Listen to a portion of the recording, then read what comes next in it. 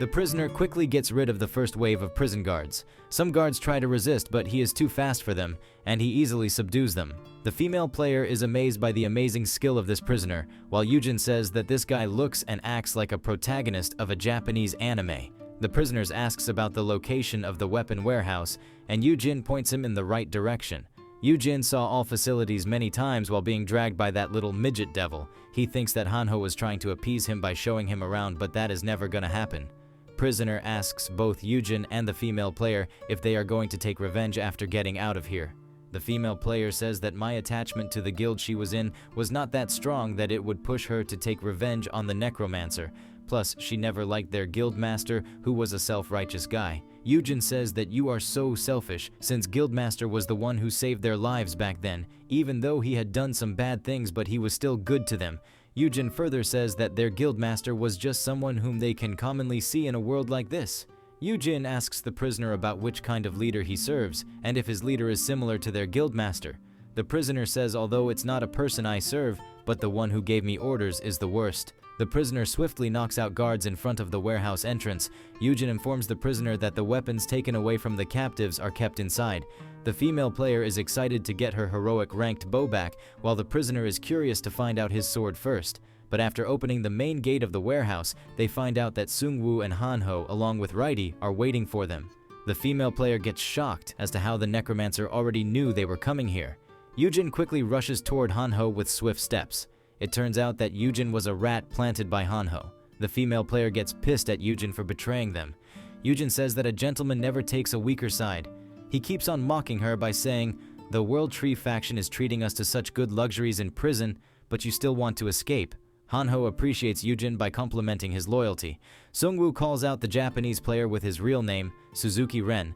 Suzuki asks Seungwoo about how did he knew about his name, and Seungwoo asks him if this is the sword he was looking for. Seungwoo pulls out a sword from his inventory. The eyes of Suzuki Ren light up after taking a glimpse of his sword.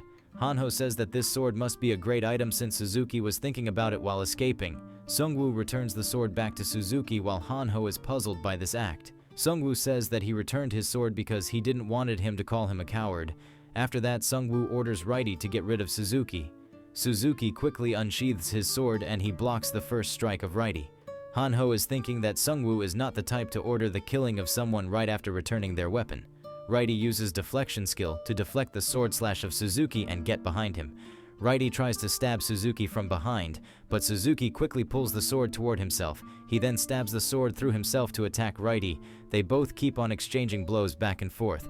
Hanho says that the sword of Suzuki is amazing and he is managing to easily push back Righty, but Seungwoo says that it is not an amazing weapon. It turns out that the sword Suzuki is using is an ordinary katana.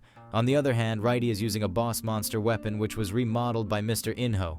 The ordinary katana of Suzuki should have shattered from just the impact of Righty's sword, but he is still managing to overwhelm Righty.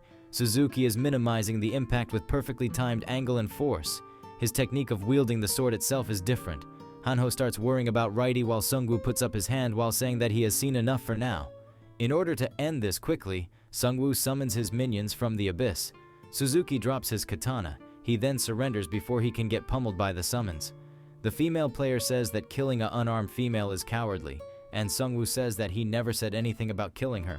Plus, he was never going to kill any one of them. Seungwoo tells Hanho that he will be taking care of these guys. Hanho says that he is not so confident since Suzuki is a dangerous guy, and Seungwoo tells him that he don't need to worry about his safety. Suzuki doesn't kill people, and he only immobilized the guards as well. Suzuki is not sure how the Necromancer knows so much about him. Hanho asks Seungwoo about what did he see from those ninja corpses which made him so sure about this guy. A few days later at the World Tree faction, Seungwoo used his skill to summon a ton of zombies. A wyvern equipped with the latest tech and weapons takes flight. 2 more modified wyverns join him as they fly above 900 meters from the surface. Seungwoo orders the wyverns to fire their weapons. In a few seconds, the zombies get grinded to dust. Lieutenant Kim becomes happy as his idea was an instant success. There are few issues with the modifications, but they will be fixed soon.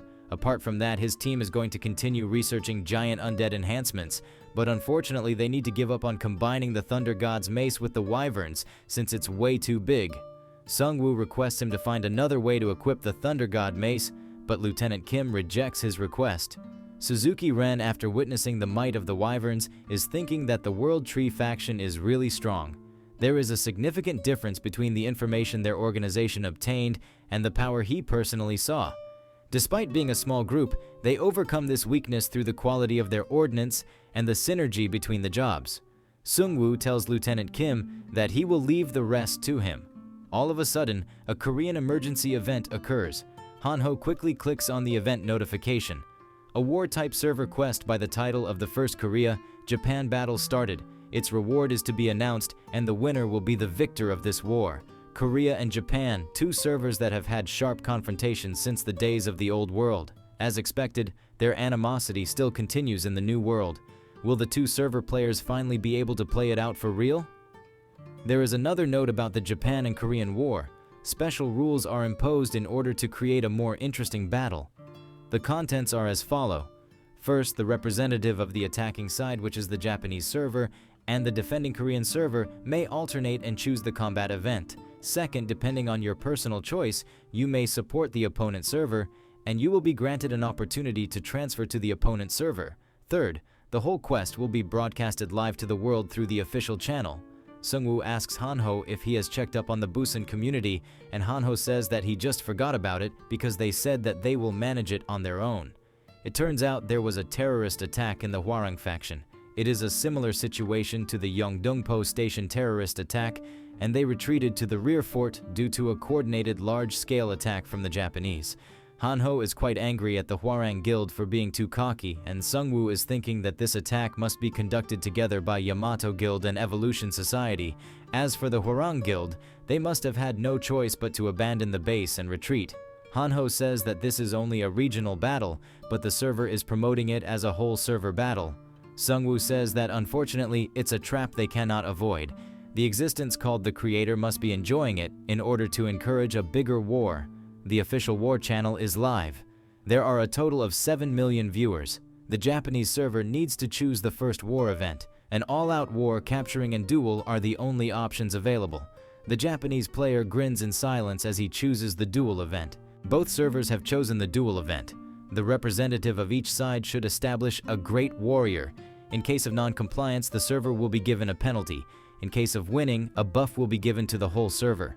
Sungwoo and his clan mates are eagerly watching the notifications. The Hwarang Guild has chosen to duel since they can aim for a one-shot comeback, but Sungwoo is worried since it seems like the Yamato Guild is confident in their individual martial power. Chief Okada will fight from the Japanese side while the Korean player is still unidentified. Suzuki is thinking that this must be the plan of Sword Saint Okada Akira after sending him to the Japanese server. Chief Okada Akira comes live to say something to the Korean server players.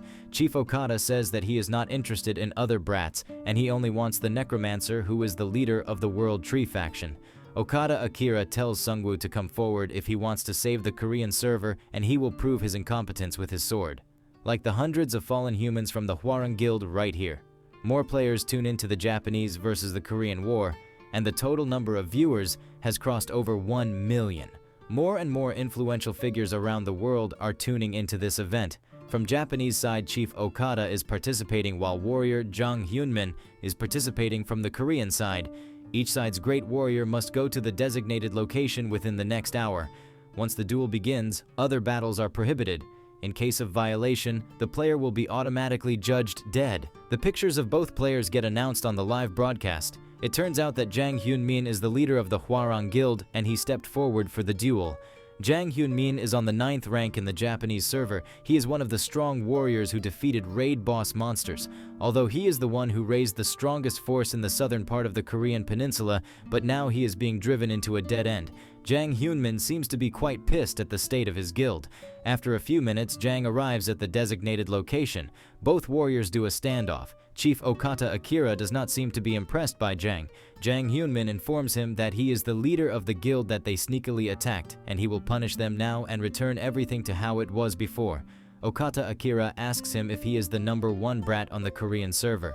Jang does not know why he asked such a stupid question.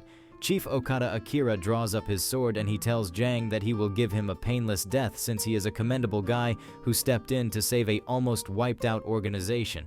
But Okada Akira further tells him that he is bad at keeping promises, and maybe the death of Jang will not be much painless. Okada Akira says that he likes to cut people limb from limb. With that being said, the battle starts, and Jang quickly powers himself up.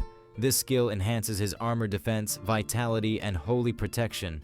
One of his clan members says that this skill is called the Paladin Full Buff, and their guildmaster is on his victory path from the start. Chief Okata Akira asks him if he is done or should he wait a little longer. Jang says that he will be done once Okata Akira's head falls off. Chief Okata Akira says that this line is a little bit outdated and it's a dream Jang cannot achieve. Jang quickly rushes toward Okata Akira using his divine slash skill. Both swordsmen clash in a furious battle. Okata Akira uses Island Wind skill. He then deflects the attack of Jang using a deflection skill. He then uses this opening to use a light saber skill, but Jang manages to hold his ground with his defense and willpower. Jang is using a legendary sword with overwhelming attack power. Thanks to the thick armor, he can take multiple hits, so he needs to make sure that he can hit him at least once.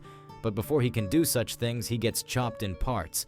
His clan members are in awe as Okada Akira cut through the tough armor of their guildmaster. Okada Akira then chops him further into tiny bits. Jang Hyunmin dies with a lot of blood gushing out of his pieces. Okada Akira is not satisfied with this battle as it stopped too soon. The Korean rancor just ruined his appetite. A victory buff is given to the Japanese players, which increases their attack power for 2 hours by 30%. Chief Okada Akira tells the Necromancer to listen carefully. He will be waiting while slicing through his server players, and the Necromancer should find him before he gets bored.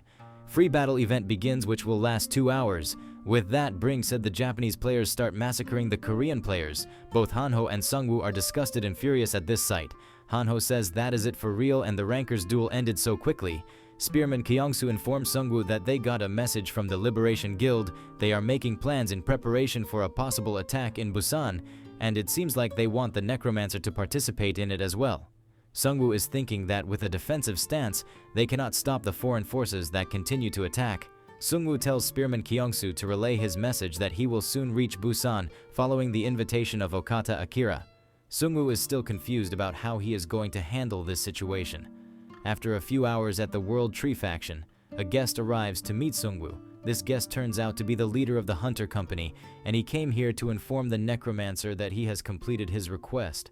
Sungwoo tells them to get moving, and he is thinking that these tickets to Busan have arrived at an insane time. Meanwhile, at the Liberation Guild headquarters, the prosecutor says that they need to fight against the foreign servers trying to influence their server. He orders his clan heads to summon the troops and mobilize all allies so that they can respond immediately. In case of an emergency, they should be prepared to reach Busan on their own. If the Hwarang Guild holds their ground for long enough, they can maintain the defense line together.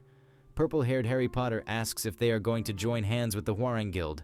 The Hwarang Guild is their enemy since they are from the Devil faction, and they should not see this issue as only being nationalistic. They also need to take into account the casualties they suffered during the war. Prosecutor says that this is not the time to be arguing about that. The system is the problem. It feels like it's driving the Korean server toward destruction. A female leader says that the system had a lot of issues since the start of World Quest. Minhwa Seong says that big quests have been forcing negative behavior on the Korean server both internally and externally, and in order for them to survive, they need to preserve the Korean server. Prosecutor orders his men to notify about their participation to the Devil faction members in Uijeongbu who surrendered to them. Prosecutor is exempting them from detention, and he is willing to pay them the right price. He requests for cooperation from all Korean clan leaders present there in order to get out of this dangerous situation, and everyone agrees to this suggestion in unison. Prosecutor has no idea why the system is driving the Korean server into a corner like a prey. It can be because the third faction is in this server, and in that case, the Angel Devil and the World Tree faction have to join forces. Player cooperation that goes beyond factions is the goal of the prosecutor. But before he can say anything else, another special Angel faction quest gets handed down.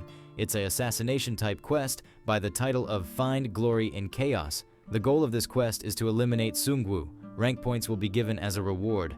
As the Korean and Japan battle has broken out, the Korean server has now fallen into a crucible of chaos, which is also the perfect opportunity for them to boldly cut out the rotten parts. They need to follow the orders and draw their sword. In case of non-compliance, rank points will be deducted. When accumulated, the player may be excluded from various faction benefits. Prosecutor is thinking that even during these hard times, they are still doing cowardly things like this. This quest is not helpful in any way to achieve the goal he is pursuing. Previously, when Sungwoo broke the angel statue, he said that the ending which they will obtain by playing at the hands of an unidentified being will not be a good one. The name Absolute Tribes feels like a shackle now that is holding the players from doing anything good.